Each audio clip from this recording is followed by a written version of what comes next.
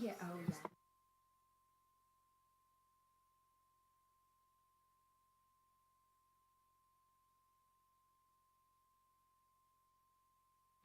Hello, everybody. Thank you for coming. I would like to call to order the October 18th meeting of the Design Review Board. Just a note for the new mics, you have to press the button with the person's face on it to make them work. Shouting there? Yes. Yes, it looks like a Wi-Fi head. So, will the board and ex officio members please introduce themselves? Cameron Boland, AIA representative. Rick Blackburn, Historic Zoning Commission. Matthew DeBard-Laban, Downtown Knoxville Alliance. Perry Childress, East Tennessee Community Design Center. Josh Wright, Urban Design Representative. Lindsay Crockett, Knoxville, Knox County Planning. John Thurman, Downtown Development Representative. Jared Worsham, Downtown Resident. Mike Reynolds, Knox County Planning. Dallas DeArmond, Knox County Planning. Christina McGrons-Tillery, City Law Department. I'm Brian Berry with the city's Plans Review and Building Inspections. And I want to take a minute to introduce the city's new zoning chief. His name is Mark Reel. Mark is right here. He will probably be attending some meetings here in the future, so you'll get to know Mark as the zoning chief. Thanks. Thank you, everyone. Thank you for coming. The minutes of the last meeting, September 20th, have been distributed. Does anybody have any corrections or comments? If not, I'll entertain a motion to approve. So moved. Second. Okay, we have a motion and a second. All in favor? Aye. Aye. Any opposed? Okay, motion passes. Thank you. Do we have any staff approvals, Lindsay? We do not have any staff approvals since the last meeting. Oh, great. Wait. No, I was just going to say before we dive into the agenda, I've got to leave at 5. But I just wanted to make that everybody aware, so it wasn't just like I'm leaving in anger, or something. I'm just not storming off. I've got to leave at 5. So, anyways. Yes, and I believe Jared has to leave at 4:45. Is that correct? Yeah, that's right. Okay. Hopefully we'll keep our quorum.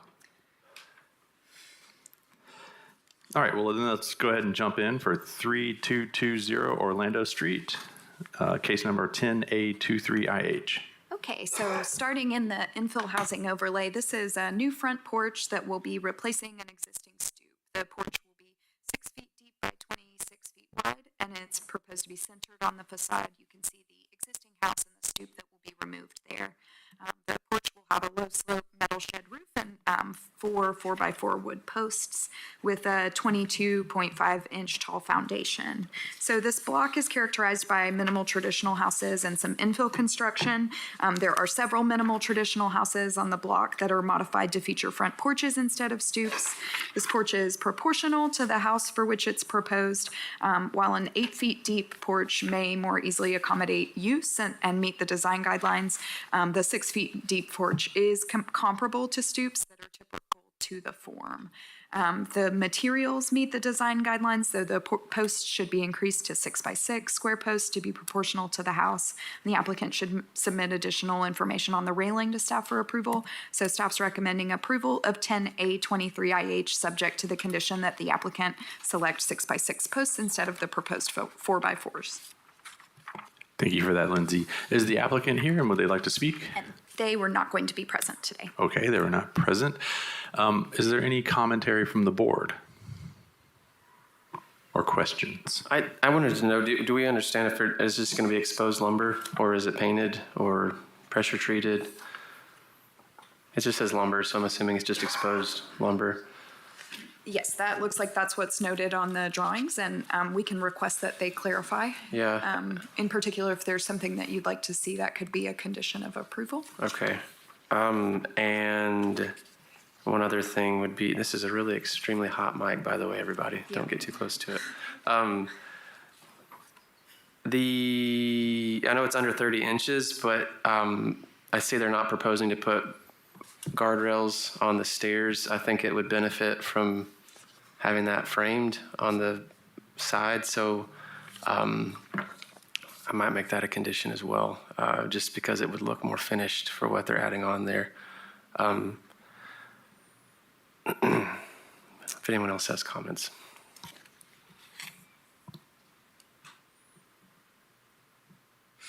Okay, then I'll make a motion to approve with the condition of clarifying the lumber being painted or not.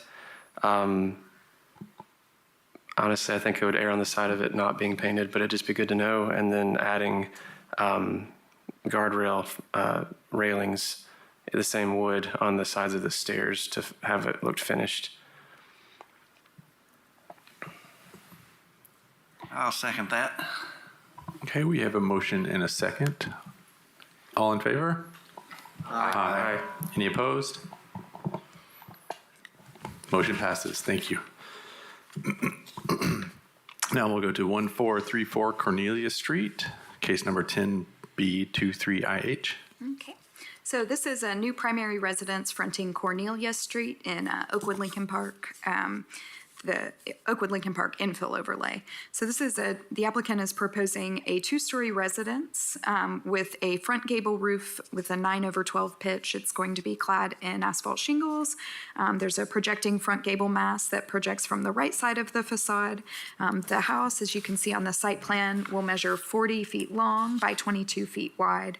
It will be set 18 feet from the front property line and then 8 feet from the side property lines. The parking is proposed to be a pad in the rear, accessed from the alley, and then the applicant has not submitted specific siding materials, just noting horizontal siding and board and batten siding. So some of the staff findings: the house is proposed to be set 18 feet from the front property line. The average of the block face is 14.5 feet.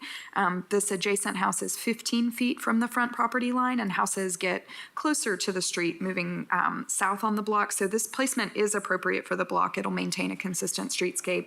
The site plan includes an 8-foot corner side setback on the left side. This side setback, varied from the base zoning, would maintain side setbacks similar to the block.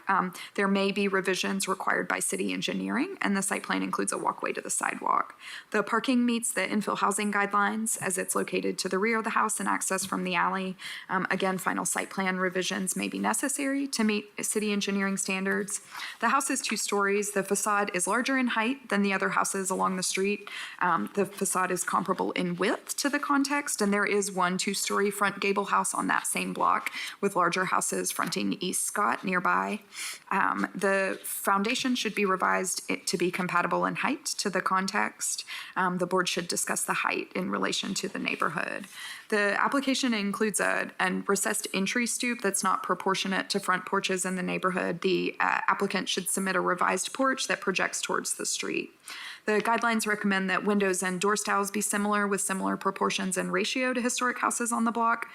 Revisions should be made to this large swath of siding on the facade where the elevation drawings have revised a front-facing garage. And then the left elevation should receive an extra window towards the rear, whether on the top or bottom stories, as this left side elevation will be prominently visible from Woodland Avenue. The application does not include information on siding materials. The foundation should be clad in stucco. The stone veneer is not appropriate for the context. It does not meet the design guidelines, so the stone clad elements should be replaced with a brick veneer. The parcel to receive the new construction measures 40 feet wide by 111 feet deep. That is below the minimum lot area requirement for a single family house. However, they are able to plat this property based on an existing deed recorded prior to 1971, and the DRB can approve a minimum lot area that's different from those by the base zoning in order to realize the design guidelines. So staff's recommending approval of 10B23IH, subject to the conditions that the site plan meet city engineering standards, the foundation be increased to 12 inches tall and clad in stucco, the applicant revise the front porch depth, revisions to the facade and left side window placement, and then substituting brick veneer for stone veneer, and then recognizing that reduced lot area as associated with the infill housing guidelines. Thank you for that, Lindsay. Is the applicant here, and would they like to speak? They may be on Zoom. John, are you on Zoom? Nope, doesn't sound like it. Well, there is a John on Zoom, but he says he's having trouble hearing us. everything seems to be working on our end, but he said he's going to try and dial in. So Okay, until John can get here, I'll open the for board discussion. Does anybody have any comments?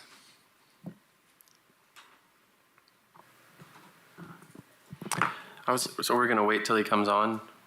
No, We don't think he will? Okay. I think we can go ahead and Well, discuss. some of the questions would be like, what's the garage going to be used for? Because you can look in the plan, it's just a big open space now. And on that same, which is less important for the fact that the infill of the garage it's not showing a window and elevation, but in plan it's showing a single hung or single window centered on that wall. So I think just in the same spirit of the left side elevation and composition, that they'd want to have a double window, like to match what's above on the second floor.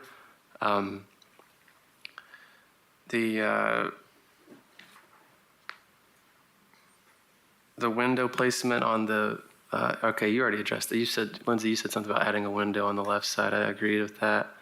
And then I would also say if it is going to have stucco at the base, that I'll make a condition, which I'll formalize all this in a second, to have the stone apron around the edge of the stucco to be able to have it last longer and not deteriorate as quickly as it would with a parge coat, which is probably what it's going to get instead of actual stucco. So.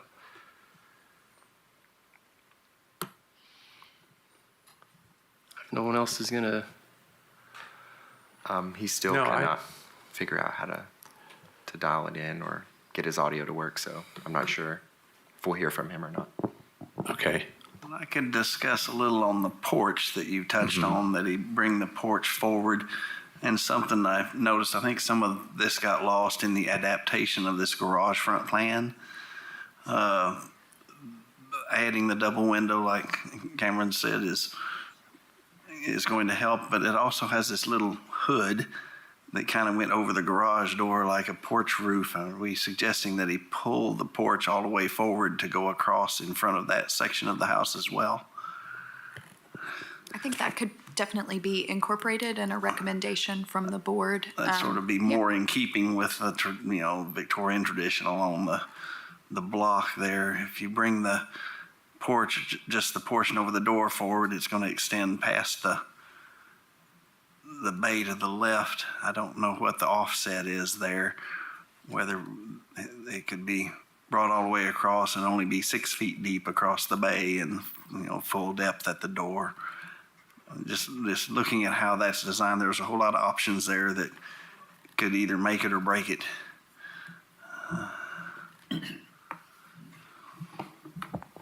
Yes, I would agree. It looked like they took,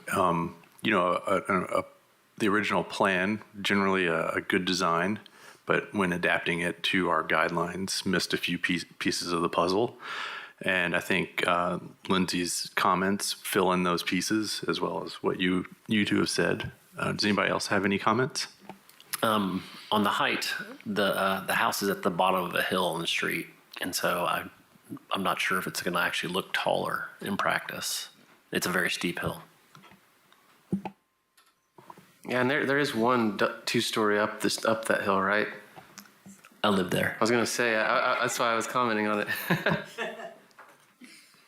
I have John now on Zoom. He is ready to talk. Hey, John, can you state your name and address and go ahead with your comments?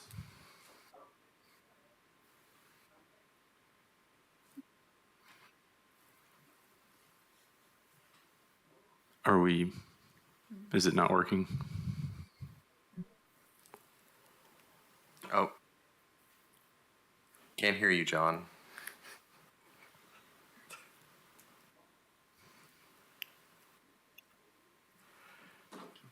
John, we can't hear you. I see you talking, but we can't hear you.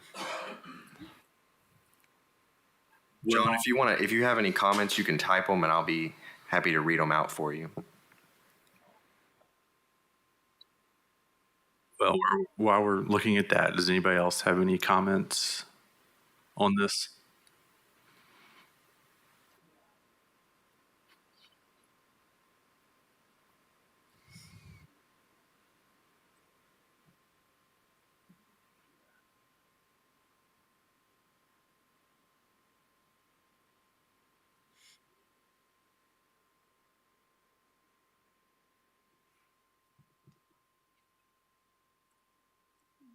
Okay, well,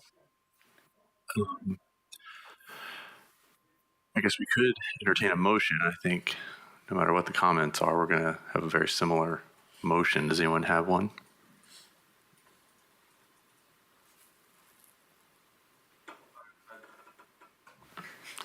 Push the button. I'd motion to approve per staff comments with the additional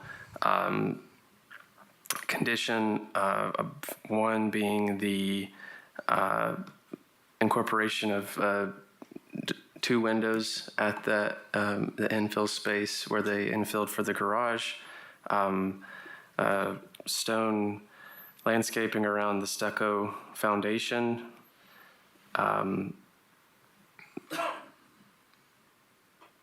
I think that's it. And the porch, per Perry's recommendation, to be studied with staff approval of extending it to what would be the south to encompass the entire lower front facade. That was a lot. All right, thank you. Do we have a second for that? Second. Okay, we have a motion and a second. All in favor? Aye. Any opposed? Okay, thank you for that. All right.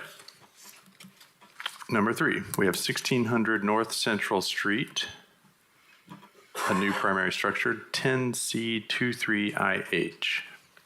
Yes. So this is a new townhouse project. This is the intersection of Central Street and Oldham Avenue. These are, so the existing conditions of the site are visible on your screen now, and I'm going to jump to that in the staff findings. Just to note, this is a property that's zoned CG2. It recently featured a mixed development of manufactured houses, which you can somewhat see on these Google Street View images, a Queen Anne house that is to be preserved, and then a non-historic commercial building here at the corner. The site plan includes the preservation of the Queen Anne house, and all of the other structures will be removed. So that's the site itself.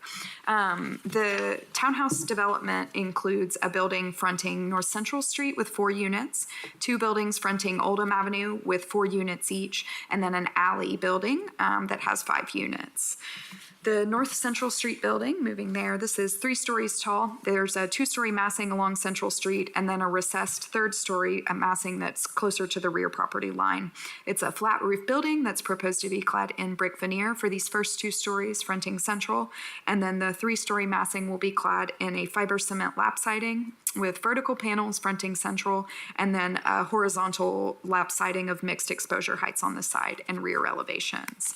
There are 2 buildings fronting Oldham Avenue, and I can zoom in as we discuss because these are a little harder to see, but they're 2 stories tall. They have front gable roofs with roof pitches that vary along the roof line, going from 4, 6, and 8 to 12 over 12.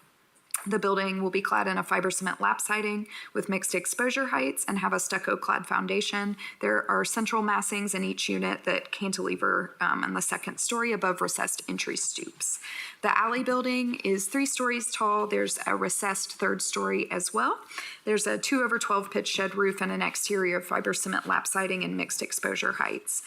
There are individual entries along that south elevation that faces the property interior, and then the north elevation here that faces the alley, and they have lower level garage entries and single light windows. So some of the staff findings, this property again is zone CG2, so there's a build to zone for the front setback and the minimum corner side setback. Just based on the base zoning and the new housing forms, this new construction will be closer to the street than the single family houses on Oldham. However, it is a corner lot on the far west end of the overlay, and it is a transition into that single family neighborhood further down Oldham. So placement of the townhouses is appropriate for the context.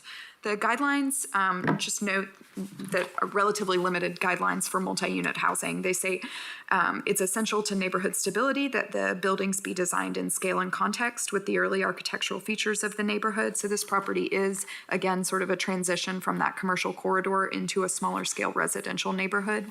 The unit fronting Central is compatible with commercial buildings fronting the corridor, including the brick masonry cladding on those first 2 stories and then having a recessed 3rd story.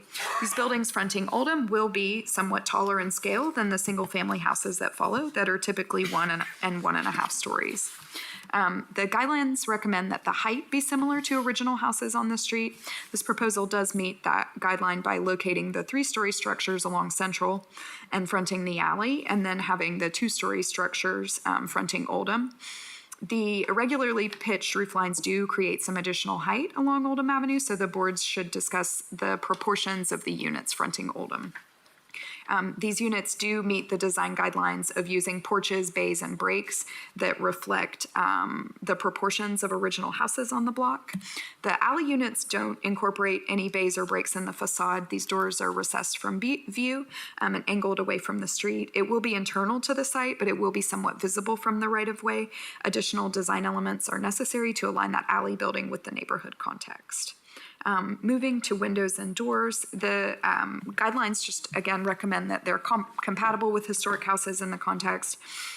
This project does have transparency requirements, which may require additional transparency in windows than your typical single-family house in the neighborhood. Those final elevations should meet the base zoning requirements, and minor revisions to windows could be approved by staff. The board should discuss the use of these full-light casement windows instead of the double-hung. Double-hung windows could more easily connect the project with the neighborhood context. On Oldham Avenue, these first stories are angled, so you can see that a little bit more in the plan view here.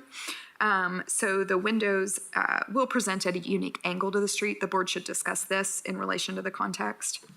The central building has comparable roof pitch to commercial buildings on the block. On Oldham, these regularly pitched are not necessarily compatible with the historic context. Incorporating multiple gable lines sort of aligns with those houses extending down Oldham, but there are these irregular pitches which are complicated and also increase the building height in some places. The buildings will largely be clad in fiber cement lap siding, so the applicant should provide an example of that mixed exposure. Using the traditional lap siding could align it better with the context. So staff's recommending that the board discuss the height of the buildings fronting Oldham, the selected single light casement and fixed windows along with their placement and proportion, and then those lap siding materials. So pending any input and additional conditions, staff recommends approval of 10C 23 IH subject to the conditions that the site plan meets city engineering standards, the final elevation drawings meet the standards of the CG2 zoning and the principal use standards, the roof lines on the buildings fronting Oldham, that's those, be revised to be more compatible with the neighborhood context. And then the alley building received some revisions to incorporate additional design elements to align it with the neighborhood context, and those drawings would be resubmitted to the board for additional review. Thank you for that. Thank you for that, Lindsay. Is the applicant here, and would they like to speak? Hi, please come forward and state your name and address. Hello, my name is Sarah Page. I'm with Franklin Architects in Chattanooga, Tennessee, address 142 North Market Street, Chattanooga. And I'm Matt Lyle. I'm with Franklin Architects, 142 North Market Street, Chattanooga. So just a little bit more context on this site, and I guess some of the clarification that we would even like from you all and from staff is the balance between the requirements of the both townhome zoning requirements, the CG2 zoning requirements, and then making sure that those align well with the infill guidelines. One of our biggest struggles was that there are some requirements specifically around transparency that are generally incompatible with traditional housing forms, specifically the 30% transparency requirement at the ground floor. Typically, that amount of transparency isn't particularly well suited to a double hung window, and once you start putting full light windows on one part of your building, it starts looking very odd to mix your window types throughout the building. Yeah, I mean, in short, what Sarah's saying is it's sort of that, the way that we were reading that zoning regulation and even the diagram that's within the, the ordinance shows a storefront on the lowest level. And with this being purely residential, the amount of transparency there is difficult to gain and have sort of a comfortable living room. And then with the way that the units, these kind of smaller units, our unit types are, those would be 1-bedroom units, fairly compact and stacked on North Central. There'll be 2-bedroom units on the East Oldham, and then they'll go back to being and again, a fairly compact unit there on the alley. Every move in those is it's like a little Rubik's cube, but the transparency guideline wants a lot more glass than like a residential unit really wants to have on that on North Central. We've got as much as we feel like we can possibly squeeze into it and still have wall space, and it's really, really close.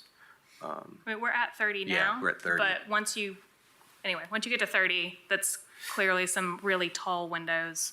And I think one of our questions was, in terms of clarification, if we went, is that 30% actually the glazed material, or is the overall opening when we're running that calculation? Are we running it based on the percentage of glass that's within the unit, or is it within the kind of overall whole, if you will? That makes sense as a question. So I'd probably ask Mr. Barry with Plans Review and Inspections to clarify this one. Sure. Hey, how are you doing? Hey, good, thank you. So the transparency requirement is based on the glass. It's not the framing or any kind of other material associated around it. It's the actual transparency that's provided. As far as the transparency requirement, we default to whatever the stricter requirement is. So that would be the base district and the design standard associated with that, 30%. I do understand the issue related to trying to put residential on ground floor with a requirement of 30% transparency. We have run into design issues with other folks that have tried to do that as well. So it is understood. But And it's achievable. It's just that it's typically a much more contemporary, we'll say, form, and look to your building. And so trying to toe the line of taking inspiration from the neighborhood, both from the commercial corridor and then turning back into the neighborhood, was kind of a bit of a challenge. This particular lot, its context, both along North Central and then turning back into Oldham, kind of lacks a consistency. So along North Central, you have some metal buildings, you have some really nice brick, older old traditional commercial spaces or manufacturing warehouses. There's like one or two Victorian buildings on that side, and then this beautiful 3-story brick church. So it's a little all over the place along North Central. And then even as you turn down Oldham, there's not an overriding consistency to the historic nature of the homes down that street as well. So part of what we were playing with is how do we kind of take some nods from those gable structures that are inconsistent along the street and translate that to our own development. Also, the scale of these individual units is more or less half a house. So one of the things that we were trying to do to match the scale is create an overarching roof plane that kind of took both those 2 units under one gable and then play with the inconsistent roof line as you look down Oldham Street. And then the overlapping, or the change, or I guess the random exposure for the lap siding is actually fairly subtle. So you're just going to go between like a 6-inch exposure and then an 8-inch exposure. So again, looking down Oldham Street, we have some old asbestos siding. We have actually a lot of vinyl and some very traditional, really small, like 4-inch exposure wood lap siding in 1 or 2 instances.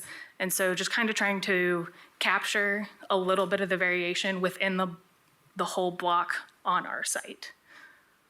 Yeah, and then I think the intention of the roof line was to go from, with us doing the 2-story brick mass there on Central, to try to, again, set back into place both the kind of parapet line as well as the materiality that you would have seen, and sort of that massing, that block massing that you would have had for a more commercially oriented building out there. We're trying to then sort of, our intention with the roof line there, as Sarah was saying, is we're sort of taking pitches from majority of the houses that we're sort of seeing down that street, where we're not finding necessarily a consistency of style, and then creating this collage of transitioning from commercial to the more traditional residential, and our intent would be to kind of be closer matching into the height of that commercial out front, and then sort of stepping our way down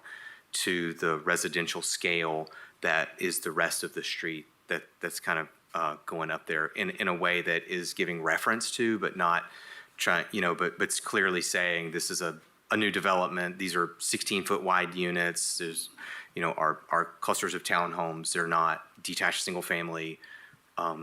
So we were trying to use the massing and the shapes and the roof lines and all that to really bring that that transition around the corner visually as you sort of look down there.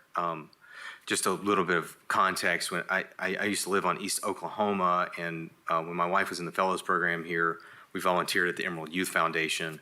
I've spent a lot of time over here in this part of town, really love it, and we are really excited to be working on this project. We were, when we got the opportunity to do it, it was like, yes, that, and we get to go to Wild Loves and get coffee and pastries when we come up to do site visits. We were over there punching out some work earlier, but yeah, I think. I guess I'll also just quickly address the angled recessed porch. Part of that was to try to maximize the internal floor area. These, again, are very small units.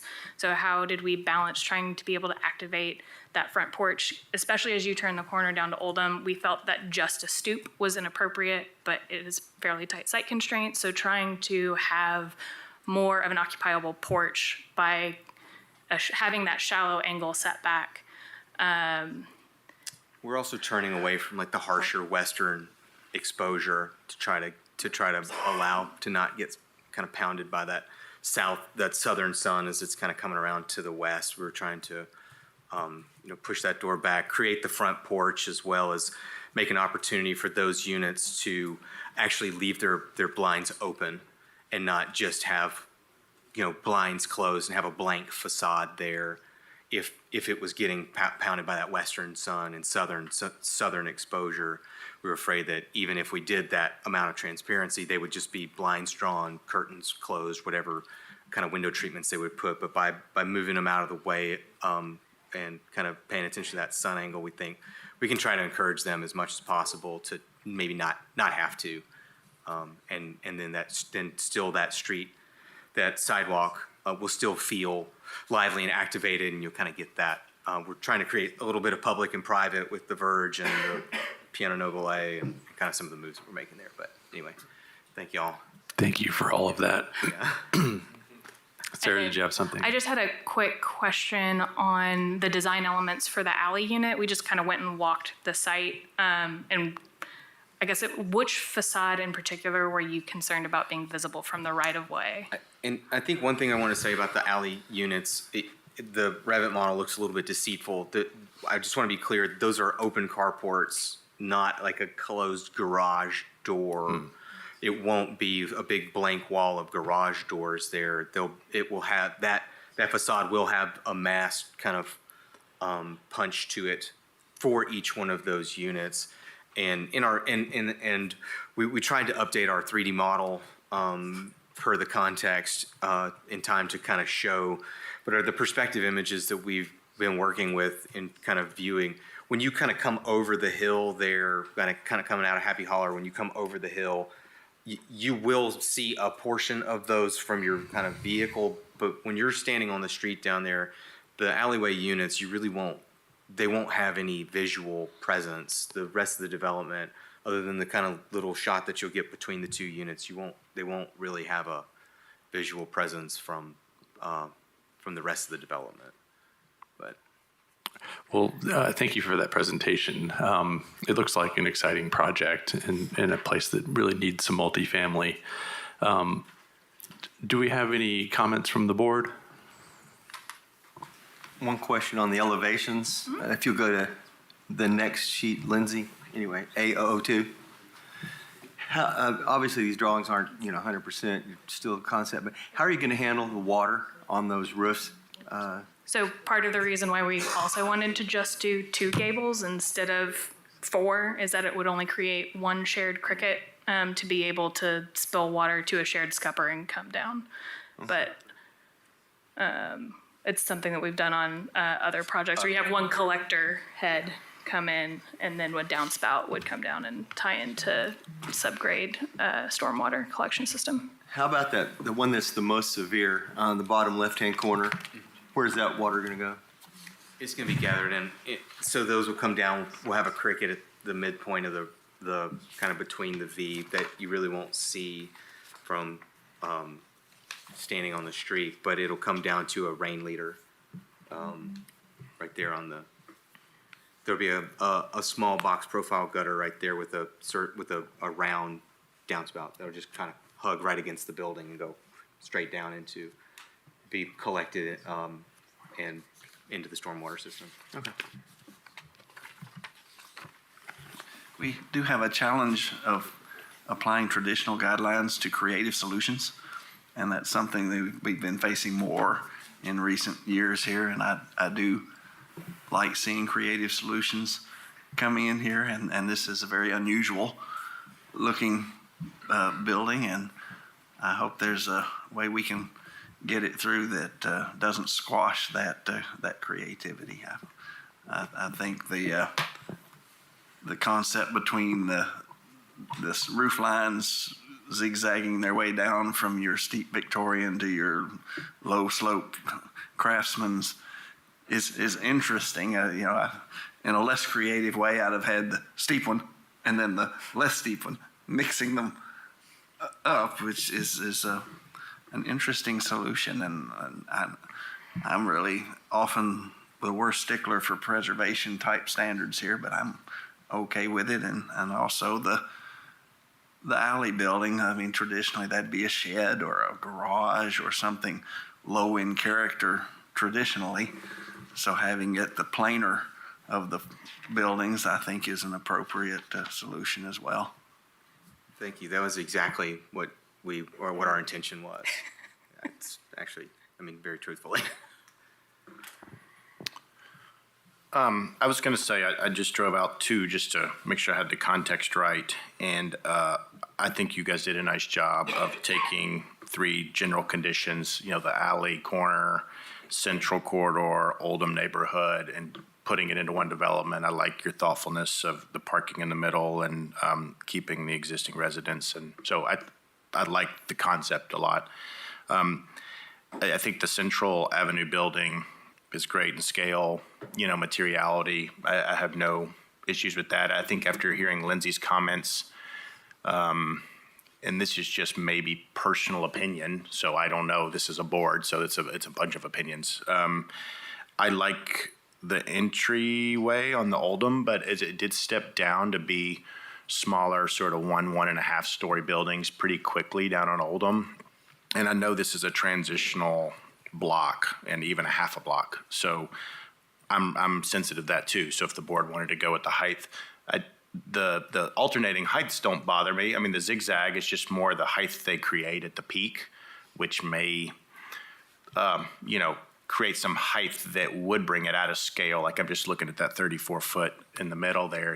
One thing that, again, we were kind of talking to Cameron ahead of this meeting. We had one scheme previous to this and then had to switch gears a little bit. And so there are some things that certainly still deserve some refinement. I think the roof line is certainly one of them. So if there's a general concern that as we get closer to those single family residences, if we flip it and put the taller roof lines closer to Central and actually have those step down as we move into the neighborhood. I think that could be an approach. I think where I was going with that is also like the entries where you're creating this, you're being sensitive to the sustainability approach of the sun angles and also creating a porch. I like the sort of the proud bump out that gives it a residential feel that's reminiscent of some of the forms of the homes down the block. So that all feels great. I feel like the angle, the uniqueness of the angles and the angle on the front sort of take away some of the character to match. So you don't want to make a matchy match, but also maybe too much change. So my only feeling was, like you were saying, Sarah, height of, either resolving maybe the height. I think that would be better for me, just as a bring it down some. I think just some of the steepness of the angles really draw some attention to the height. And then so that was my only comment on that set of buildings. And then the alley buildings, I mean, I do recognize it's alley on alley, and it's really back a house. You can, from the church parking lot, which that could be infilled one day, you're fully visible of the back of the building. And I mean, I don't know that I have the right language on the guidelines, so I'm a little over my skis here, but it just feels like some of the windows could be a little more. It feels like the scale of the windows in proportion to the blank, like the sort of the flatness of the facade is a little, either more transparency or maybe some undulation in the facade could help break up those buildings. I think maybe the consistency of the windows at the scale and the full, just sort of block, which is back house. So that doesn't bother me as much. Just some scale, making those a little bit either, they don't have to be different, but taking away less facade, I guess is maybe the right word. Because those are also pretty tall. That's the higher part of the street as it slopes down towards Oldham. And so those look to be about 34 at the peak too, and it'll be over your other thing. So the scale of it, 8 feet taller 8 feet taller, okay. than the shortest. And then how tall will it be in comparison to the central buildings? About the same height? So And that other corner historic home is so the pretty tall. historic home's finished floor elevation is about because it's up on a plinth, so it's actually taller than the finished floor elevation of these units. And then I believe the finished floor elevation of the tallest central unit is at 51, and these are at 51 and change. So it's about 8 feet, the finished floor elevation difference. So there you will see the top floor potentially if you're on the other side of the street. Of the alley building? Of the alley building looking Right. back.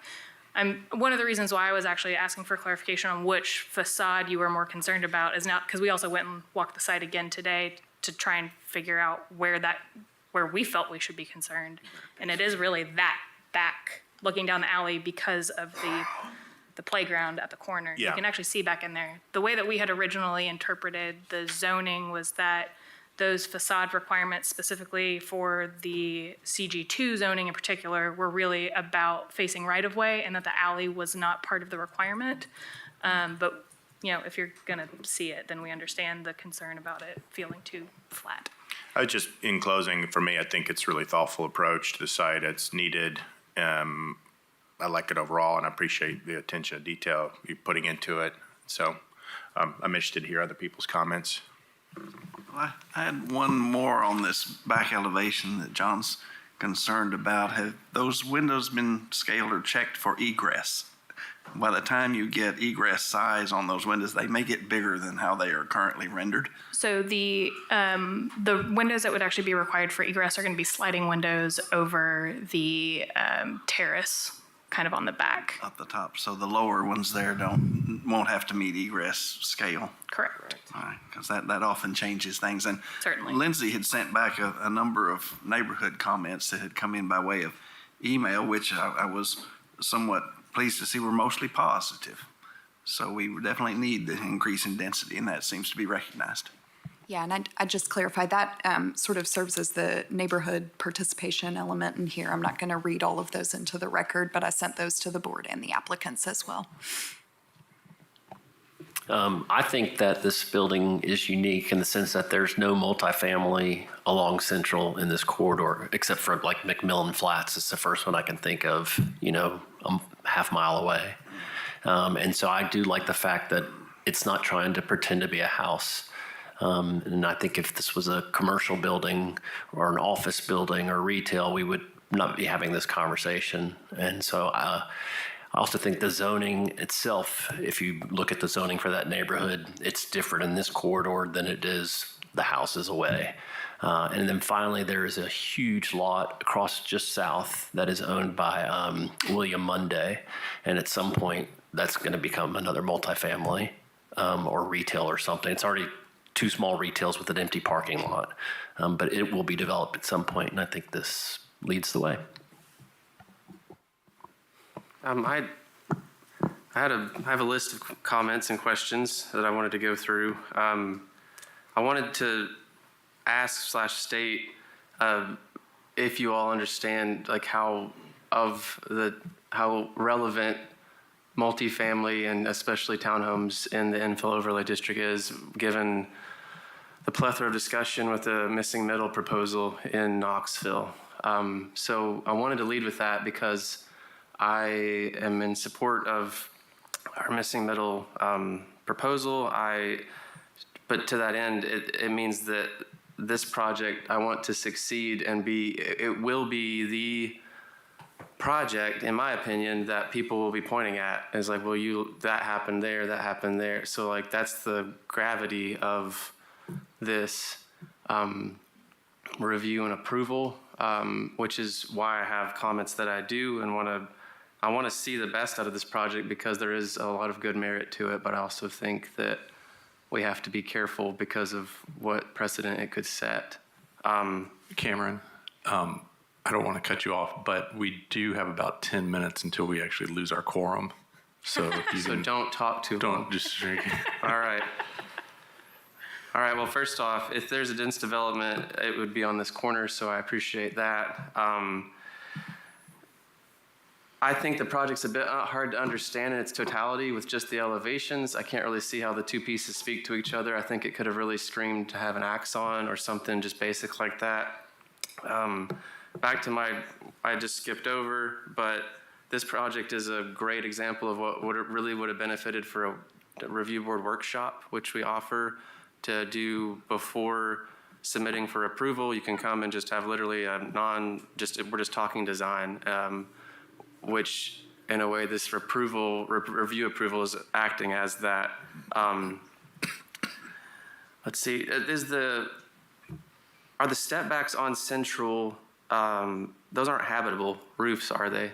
Habitable? They are? Mm-hmm. Okay, so that's housing with habitable roofs on Central, so that's understood. There's a couple of things similar to the staff's comments on material clarification of having some more I guess detail examples. There's things like, I think Core-10 steel is called out as the base cladding of the stoops, if I'm not mistaken, on Central. Mm-hmm. There's nothing wrong with Core-10. I love Core-10. It's just that's going to be need to be thoughtful in the way that it's articulated and the fact that, of course it bleeds and it can, completely deface our sidewalks. Of course, I'm sure you're going to have some sort of landscaping around that. My opinion is the symmetry. So again, like people's comments on the eccentricness of the forms and that sort of thing. I think my opinion, being a modern designer as well as, of course, that's my gut, is to do something like that. I appreciate how you're saying it's an amalgamation of the different roof lines and that sort of thing and the pieces and components of the street. I think that it could use one less move, whether that's having some rigor with the siding or having some rigor with the windows or having some rigor with not a slanted inch, something that has a little bit more, your contextual approach could be having just one hint of rigor, which then relates itself to something that would be more traditional. I don't think the windows, when I say rigor, I don't think the windows need to have muttons and that sort of thing, but I think there's maybe one less of the bag of tricks of what we can do would be, would help the project, would give it a little bit more, I think, potency, because it would have, like I said, some rigor to that. I think there's a couple of near misses of windows that do align. Speaking of alignments of windows, of course, the back is not, intended to be. That's got the staccato pattern of all the windows. But I think if you click to one of the other undulating roof facades, I think there's a few of the upper window, either maybe it does if I just missed it, but they barely don't align with the windows below. Just stuff like that. I think that's the kind of rigor I'm talking about. Is on the street facing side, I think needs to be a bit more of a business as usual, and the back can be the party. Look, I've made that comment before about the mullet, have the party in the back and the more of a restraint in the front, though this thing obviously doesn't have complete restraint. There's some interesting components to it. All right, I'm eating up our 10 minutes. Again, the 3D and the axon would have been really helpful because I think that transition from, of course, you got a lot of grade, but that transition from Central down to Oldham and that corner, that little gasket is super important. And then that moment where the height of Central and the height of of Oldham transition, am I seeing it in 3D or does it step down or do they match? Was there any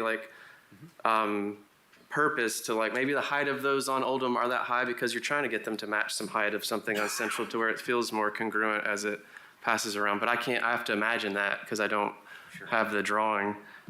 There's a fairly tall white residential structure on our same side of the street, like 2 houses up on Oldham. It's about the same height. It's about the same height, and that we were sort of looking at it, trying to think about, because it's set back up on a hill, and we were sort of thinking about that scale and how we actually sort of weave it. I think it might be, it's that multifamily, that one. Yeah. It's a pretty. And then the hill kind of at street level as you go up Oldham is not that steep, but kind of the cross slope as you go back is fairly steep. So you can kind of see at that first house with the yellow paint band at the bottom. Yeah. As you go up the street, those houses at the front are getting to be, 3, 4, 5, and even 6 feet above the grade in front of their houses. And then on top of that, there's a retaining wall and a slope. So those are getting pretty tall. Even the single story ones are kind of a story and a half, even though it's only one finished floor. Yeah, and we were sort of thinking about that perspective of looking up that street and sort of, if you turn back, and so it's sort of thinking about that we will be low. We'll have about a 2 and some change foot step up onto these onto that for ground level first floor elevation. And then thinking about if, that if that one did kind of get up there a little bit, it would sort of tie the commercial building and then what's going on kind of on up the street, and then allow us to come back down to those 2 folk Victorians that are going to kind of remain right there. Well, and I won't belabor it, but really what I've come to in reviewing it is that there's more questions than I had of answers. And I think given your, you even saying you had to tweak stuff in the 11th hour, like within the last week, I think there was some other good comments about the alley building and the clarification and of that. I want this to be, it's like almost there, but it's like it needs another pass. And that's why I wish it had been able to have the benefit of a workshop. And my gut reaction is to postpone it for further development. And because of the material clarifications, like one thing I didn't mention, like solid fiber cement panels on the outward facing side, I think that should be lap. That's another like moment of, I think that starts to get a little bit less quality of a building that should be outward facing to our streets. There's just some things I think need more time to develop. It's almost there, but it's just not there yet. That wasn't a motion. I want people to talk more before I say anything, but that's. In the 5 Well, minutes we do need to before close comments, so if anybody has a motion and would like to make one, that would be entertained. So I will note that I had made, the staff recommendation had included some items in terms of the alley context. In terms of I think the applicants have provided a good amount of clarification in terms of the visibility of that alley building. And I think if we're going to, we may want to provide some guidance in terms of those additional elements if we're going to request that they bring that back in front of the board as well. Have we given you all stuff to work with to where you could come back with a 3D model that you have said that you're working on and alluded to? And I think that will really help answer some of Cameron's questions of scale and some of John's questions of visibility, to where, without crushing the project, we want to see this succeed. But I see Cameron's fear of precedent, that we really want it right, and y'all are so close. One thing I would just ask to clarify, I believe the deadline for the next design review board meeting is only in 10 days. Well, so you guys have already made an application. So it's just a postponement. And so if the application is postponed, we typically, and you guys, have a site plan developed, there's not as much advanced review that has to be done. So staff will be happy to work with you in terms of timing and to give you guys a little bit more time to develop those concepts beyond just that deadline.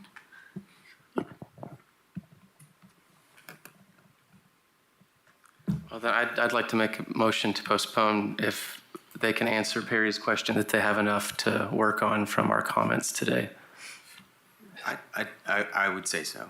Okay. And as a member of the Hamilton County Regional Planning Commission, I'm very aware of Knoxville's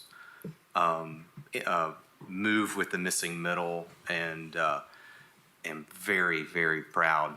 I mean, I think that's blazing a trail that I saw the press release, and I immediately forwarded it to Dan Reuter, our director of the Regional Planning Commission, and said, Dan, look, they did it. We need to do it. So Well, you're doing I it. do understand the You're gravity doing it. of it. Yeah, you're doing it, and that's the reason why it's such a big deal. So Cameron, is your motion to postpone until the November meeting? Yes. Okay. I second that. Okay, we have a motion and a second. All in favor? Aye. Any opposed? Thank you. Thank you, Mr. Chair. Thank you.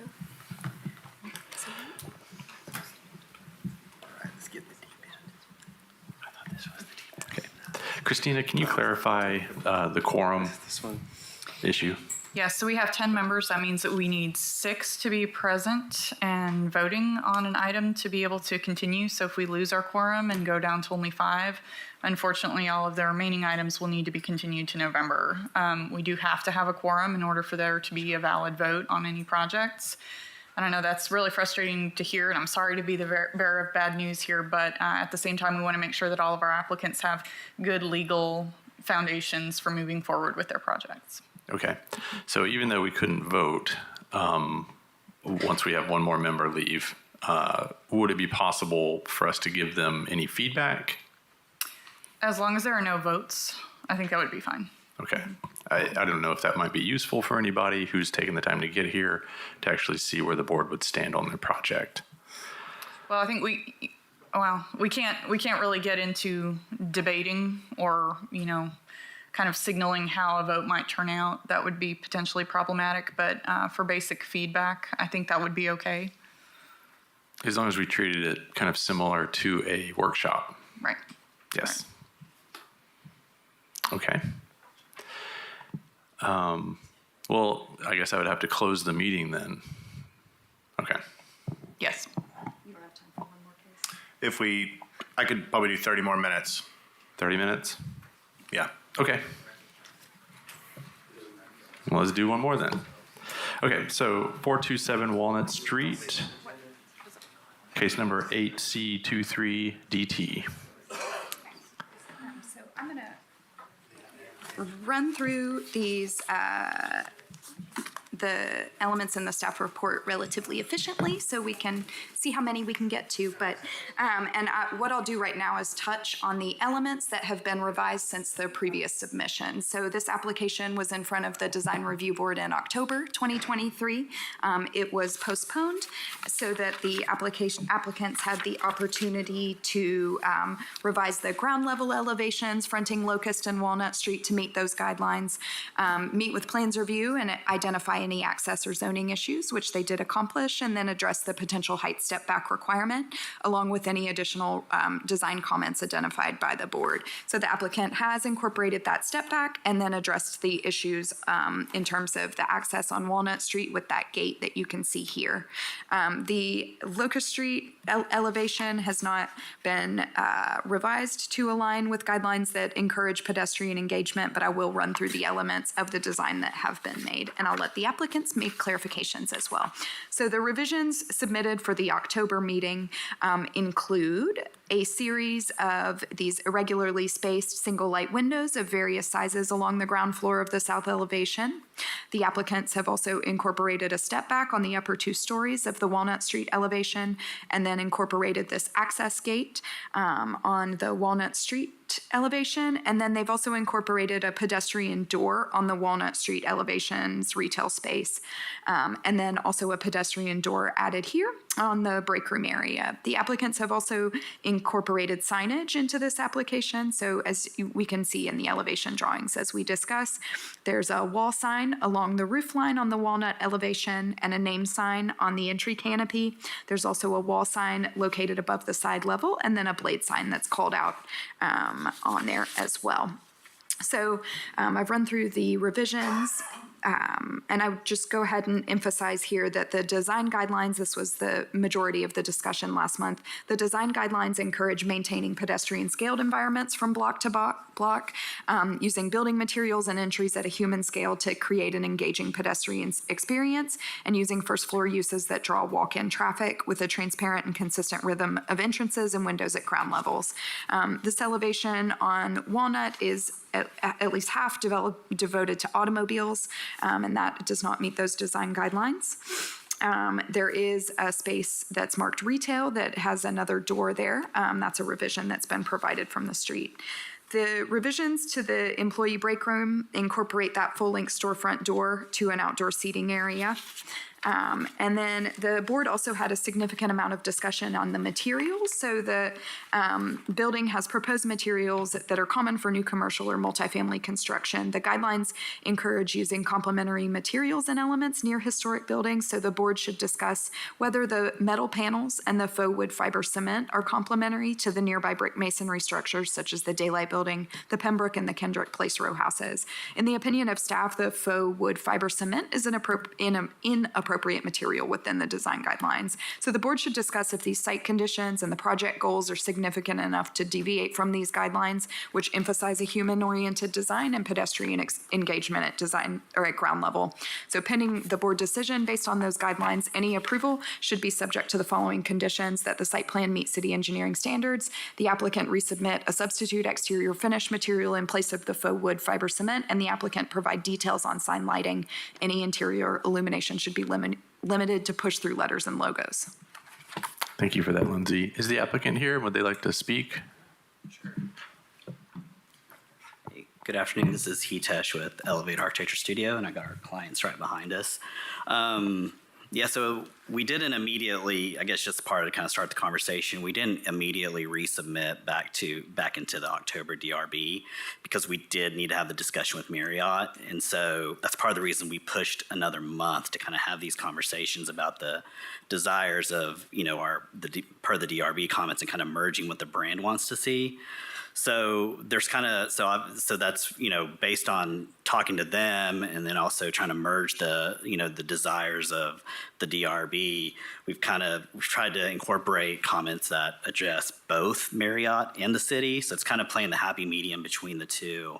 And I didn't want to keep saying Marriott. So I did ask them, I was like, you know, what are your go-tos and what are your misses, and can you provide us a letter? Hence why we did submit that kind of written narrative on the back that we asked them to provide some feedback in written form regarding the project.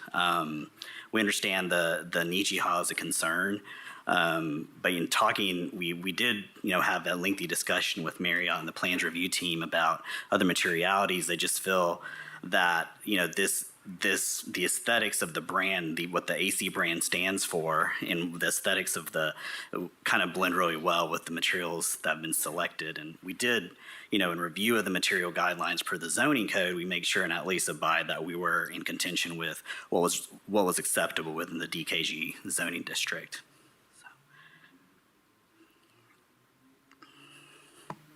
Thank you for that feedback. Yeah, the letter submitted. Does the board have any comments or questions?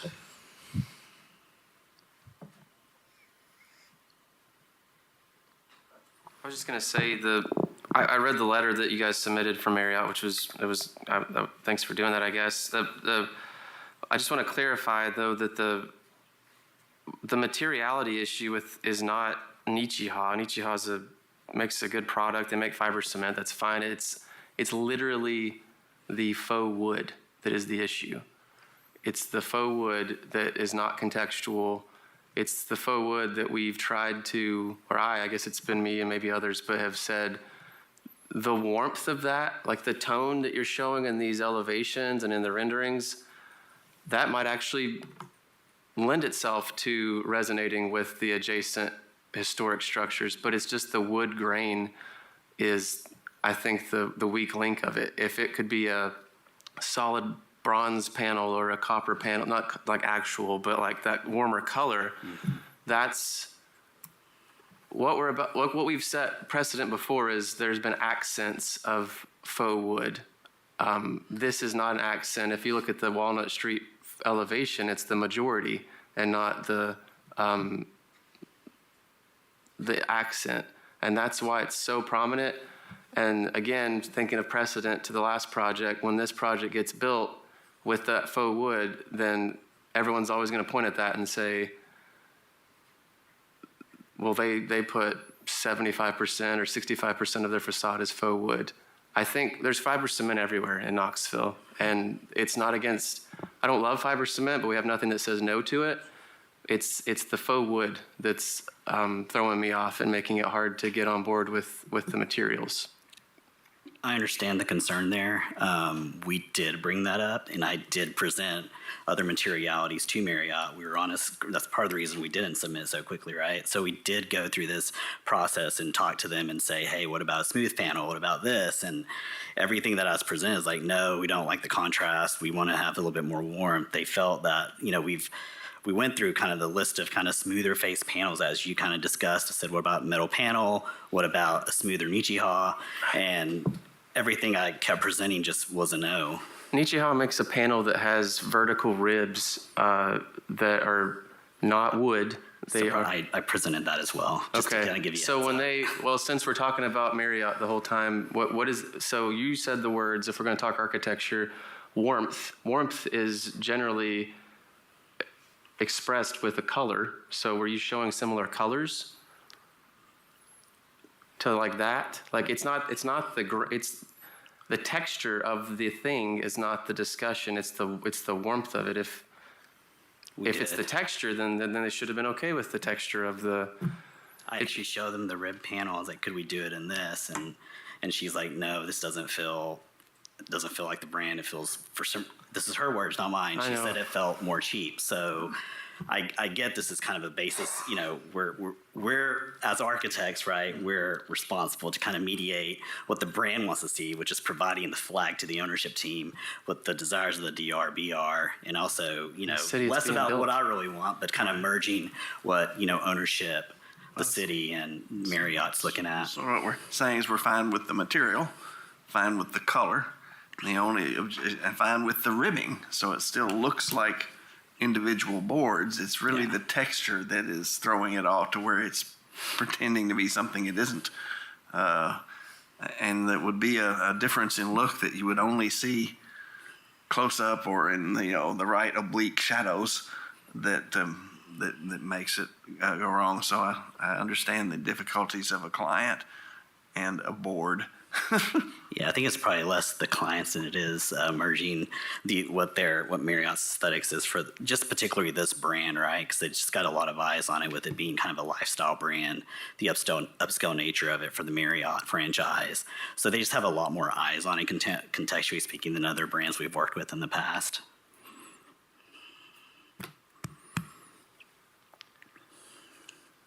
So the answer, they just basically said no to Knoxville's request, the Downtown Review Board's request to have an alternate material. They just said no. I mean, they didn't say yes. They did compromise on the local street facade. Yeah, when we did the workshop, they did compromise on the kind of the Locust Street elevation, because previously they didn't even want to see that much kind of glazing and brick and all kind of the accents that we had done. So they did compromise on that portion of it. I think the materiality of it was something that they felt strongly about. Mm-hmm.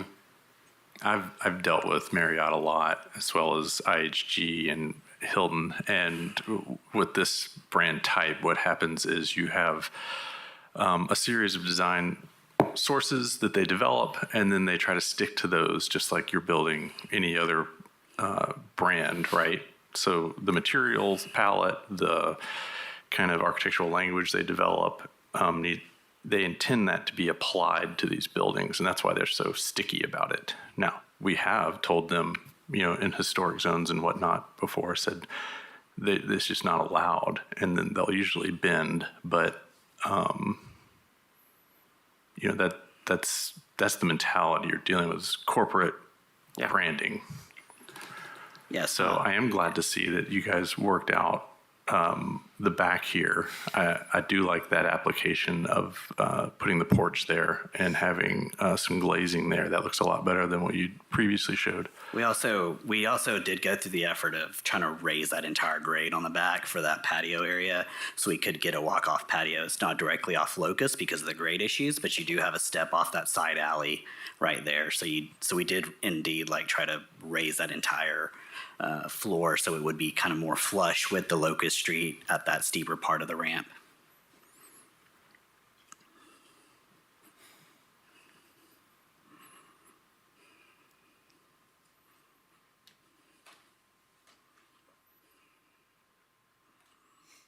I guess one of my big questions is along the front, are we as the board comfortable with that amount of glazing and parking? I mean, it's a unique and difficult site, I get it, but are we okay with what's going on there at the base?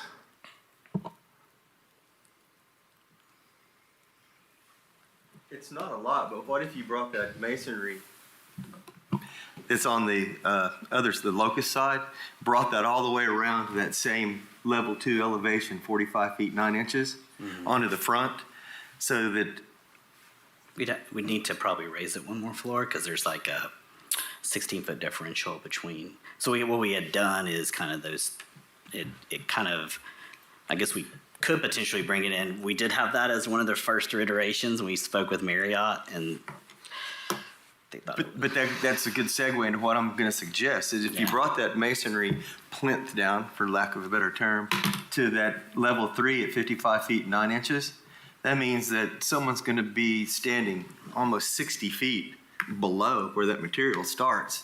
You're not going to be able to differentiate at 60 feet what the true detail of that material is. Sure. Good point.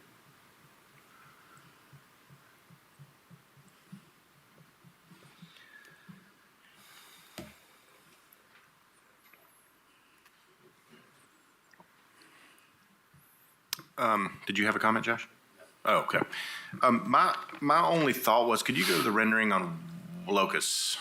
Yes. So, like Josh said, I appreciate the transparency there at the break room. I think that's a good addition. We're always trying to activate these streets.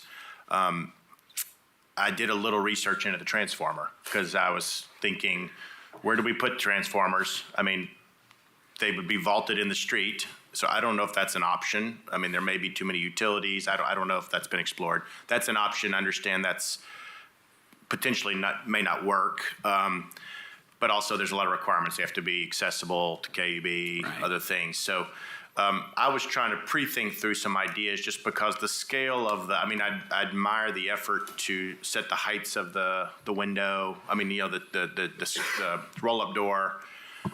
It's just such a large enclosure, for the transformer. And I saw you had 2 transformers in there. It's a pretty big room. Yeah, so we minimized the size of that actual room is literally, we did not make it any bigger than what they asked for. Yeah. And the door opening actually is their minimum requirement size. So we actually didn't increase that by any width as well because we were trying to minimize that size so we could try to get as much glazing or at least help with, exploring enlarging the employee break rooms. Yeah. But the sizes that they gave us, because we looked at a couple of different options for the transformer location in terms of sizing and the clear floor heights were, obviously something we had to contend with. And so what we came up with, or what they came up with a solution, the box of those 2 transformers fits exactly within that space without really any more clearance dedicated for Did you guys explore the vaulting in the street sidewalk? We did a little bit, but we're right against the street frontage too. So then trying to go underground and then not be in the right of way as well. And then also the clearance that's required for some of the blast radius and things like that. Well, my thought was if it has to be in the building, and I know there's a lot of requirements, so I'm saying if it narrows down to that spot, you don't have to change it. Hopefully this thing goes 30, 50 years and never is touched. So, really, this roll-up doors, one use, and then access if need to maintenance. Is there a possibility of maybe making that some sort of panel that could match more the materiality of the building that could be removed. You know, the once every 50 years you need to remove it, it could be removed. Maybe even have a transom over top to where there's some light to where the thing could have some visibility. Once again, I'm trying to make a dead space look like it's not just a, roll-up storage. Yeah, so in a we're trying way. to- And maybe yeah, if you had maybe even there's a door or access that you could use for just maintenance, I looked on the plan, I was able to sort of work in a door just to get in that room. I'm just thinking of how to make it, because, that's a pretty good pedestrian area there. And, it's just, once again, I admire the break room, and I think that's a good step. And I'd love to sort of make it feel like it was more intentional and not just like, hey, this is the only place for the transformer. It happens to be right on the right of way of the street front. So I think we I was could trying to be definitely- creative about it. I think there's ways to probably work with that. I think that was just our first thoughts, put some type of decorative over, not just a coiling like metal door, but something a little bit more decorative. Our only requirement for that was that they do require ventilation. So it's got to be something ventilated.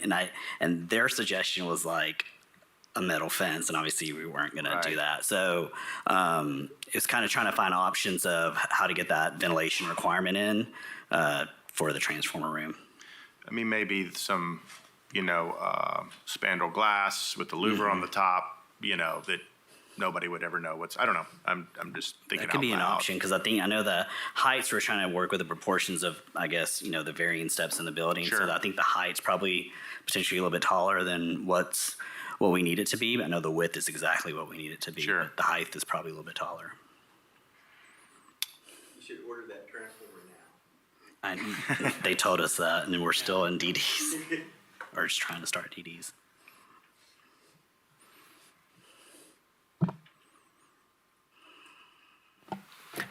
I'm struggling with a few things. I think one is we're basically saying this brand doesn't fit Knoxville, therefore we can't have it, and I've struggled with that.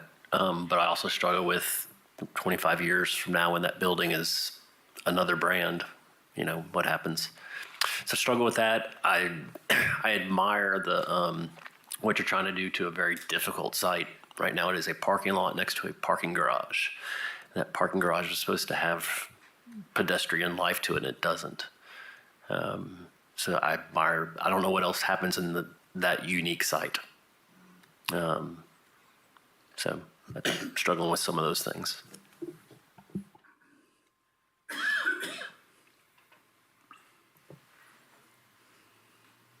Okay, so it sounds like with some modifications, possibly there could be some improvements to the base there, but it sounds like it's in the right direction. Is that correct? Tell me if I'm wrong. And it sounds like the real sticking point is the material itself.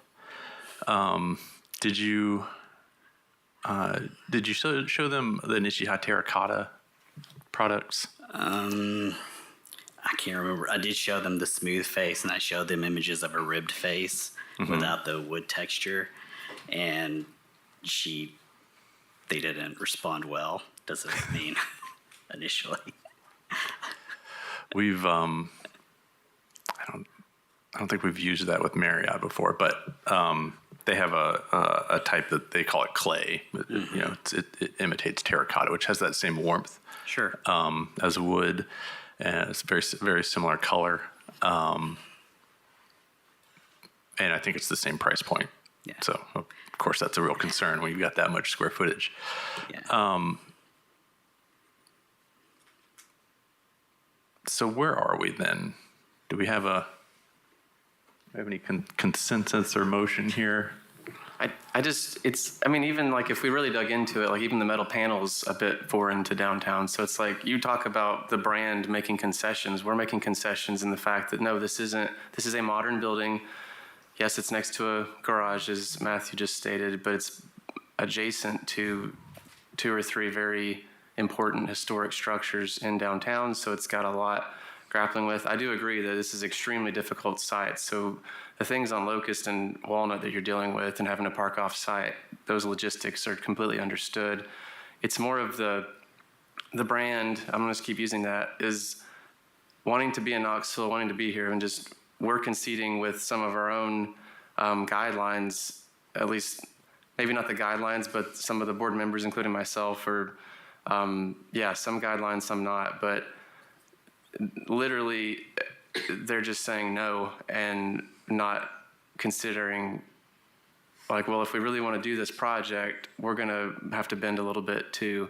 And it's just what it feels like is that we want to build this, which we want that in Knoxville, we want the project, all that sort of stuff, but they also want it too. So that's the sticking point with me, is I just keep not understanding, as an architect as well, like how it can't be a compromise of, like you mentioned, a compromise between yourself and the owner, but a compromise between, we're missing a third one, the owner, the architect, and the city in which we're building it in, including the review board that reviews to protect the downtown. That was a long way of saying I still don't have an answer, but I still don't want to, I can't confidently approve that with the answer just being, no, we're going to do it. That's essentially what we keep being told, is no, we're going to do that, because that's our brand. Well, I'll defend the metal panel. I do think that's an appropriate material for downtown. I mean, this is a new building. It's a modern building. Yeah. This isn't an historic area. So I think using modern materials to express a modern building is appropriate in its context. And the AC brand is very particular with their brand. They're only putting in urban locations, and they have a system, like you said, and they're just very, very particular. There's a lot more people over the design of the brand. I mean, he tried hard. We're just at a difference of opinions between you guys and them, and we don't know what else to do. They've submitted a letter. We cannot delay. Yeah, and delaying is just going to be difficult for us. And I understand Marriott. I did the dual-branded Marriott down on State Street, so I know how it is working with them. You only got so much, and Josh, you only get so many do-overs, and you have to be careful on which ones you want to use.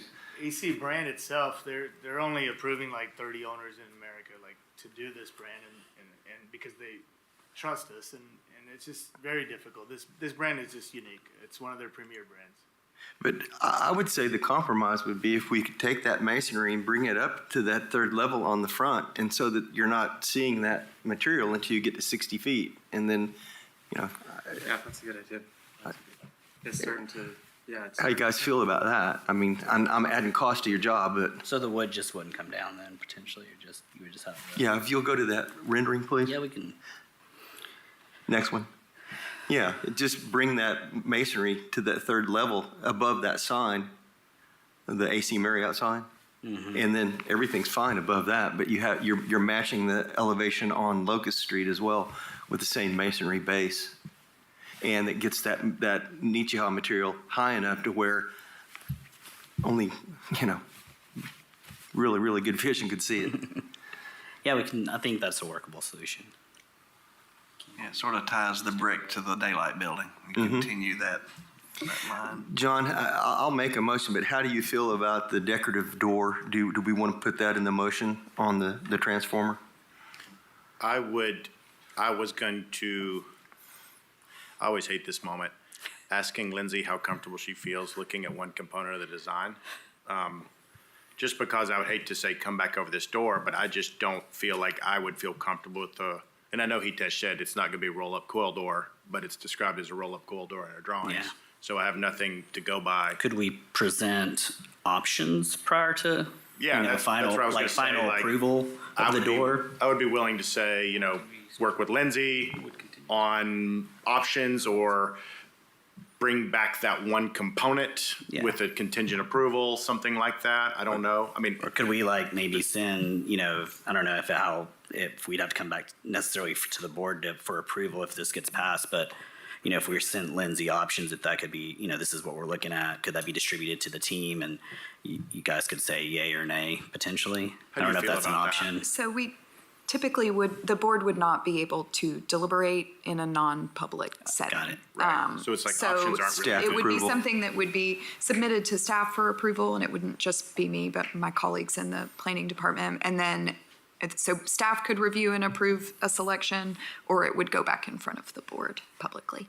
I mean, does the door bring anybody else concerned, or is it just me? Because if it's just me, then I don't want to have to include that. We don't have to make it contingent on that. I think that's, I mean, these facades are very small due to the site conditions, so I get it. There's not a lot of back of house space. It's two narrow facades that are both the front door. So you're restrained, but let's try to make the best of with what we got, is my thinking. And I think that would be they're hardly accessed in any way. Once KUB sets them, it's set. So, let's make it how we want it to be for the next 50 years, as opposed to, a roll-up door, is my feeling, that has penetrate, because you're gonna have louvers. I just feel like maybe the whole thing's a little unresolved, knowing it's gonna have breathing, it's gonna have louvers, et cetera. It still needs some resolution unrelated to the design aesthetic that I think is impactful due to the closeness to the pedestrian way, and then also just the, percentage of facade at the pedestrian level. So I think it definitely improves the design. It makes it better. But we do have coiled roll-up doors on Gay Street. Well, I agree with you, John, that just a careful look at that, but I wouldn't want this to hold up the project. So I think I agree. Having staff approve that door, I would be okay with that. yeah, I agree. I don't want it to hold up anything either, but I also don't know a process that, so if we can do it with staff on the door, I think that's appropriate. Yep, that's typically how that would be addressed. Okay, And I feel comfortable with that. thank you. Is this, we're working towards a motion of approval, would this include the lighting or is that a separate approval for signage, the lighting element? You could refer to the number 3 in framing this approval. You could refer. Just you read could the look notes, at condition Cameron. Number 3. All right, I'll make a motion that we approve based on staff comments and add 2 more conditions. One, that the masonry base extend around to the front elevation, I guess that's Walnut Street, to the 3rd level. And then that the coiled rolling overhead door is submitted for staff approval for final design. I'd second that approval with the condition number 1 that Rick said be presented to staff to see the brick being wrapped around for final approval. Okay. And I would just note that right now the condition in number 2, you might want to revise that. The condition is the applicant resubmit a substitute exterior finish. So if the intent is to keep the faux wood, then you'd want to remove that. But if Yes. the intent is for them to submit something else. So strike number 2, the second condition, please. And replace it with the brick to the 3rd level, please.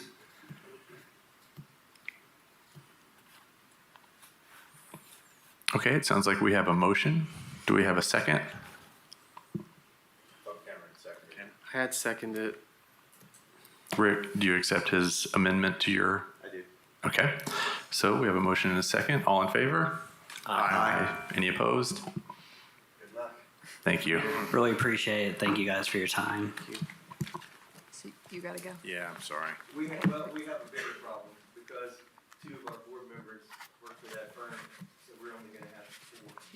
I have the next case is the recommendation is and we don't, not to pressure anybody, I know we've got time to leave and we have a quorum. The case 10A is basically an approve as submitted, so the applicant would be submitting, and I can run through this if we think we have time or if that's appropriate, and then 10D is approve as submitted as well. So the 2 that aren't gonna have McCarty recuse, if you guys wanted to discuss those briefly or at least review them and vote on them, that would help these applicants move forward with their projects.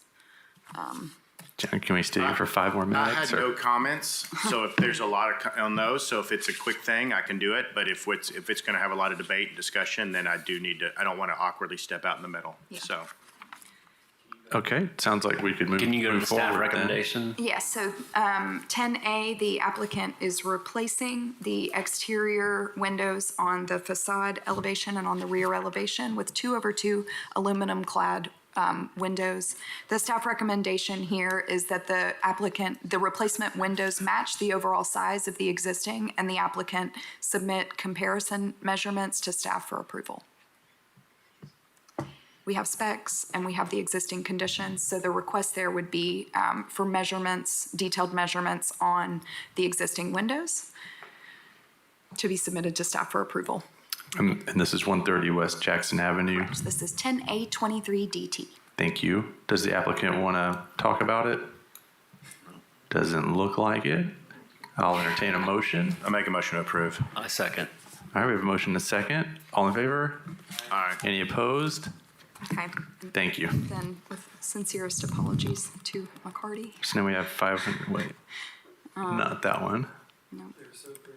They were so pretty. It's really beautiful. So the final case here is 10D23DT. And I'll just run through this very, very quickly. The applicant is doing an exterior rehab. The main element in question here is window replacement, the removal of an exterior steel balcony and stair, and then masonry restoration and repointing. The applicant has submitted proposed replacement windows with measurements comparing the existing to the proposed, and these aluminum clad windows have been approved as a replacement for wood on historic buildings downtown, so staff's recommending approval of 10D23DT as submitted. Thank you. Does the applicant want to speak? No, thank you. Does anybody have a comment or a motion? Make a motion to approve based on staff recommendations. I'll second that. So we have a motion and a second. All in favor? Aye. Aye. Any opposed? Thank you. Passes. We're sorry. And we wouldn't be able to do the McCarty ones anyway because they have to recuse themselves. So I will go ahead and close the meeting. Thank you everyone for coming. Thanks for sticking around longer, John. I really appreciate that. And if anyone would like to get some feedback, we can't debate, but anybody would get feedback, you're welcome to. Just let us know. But these look pretty straightforward, frankly. I'm sorry. Okay, thank you.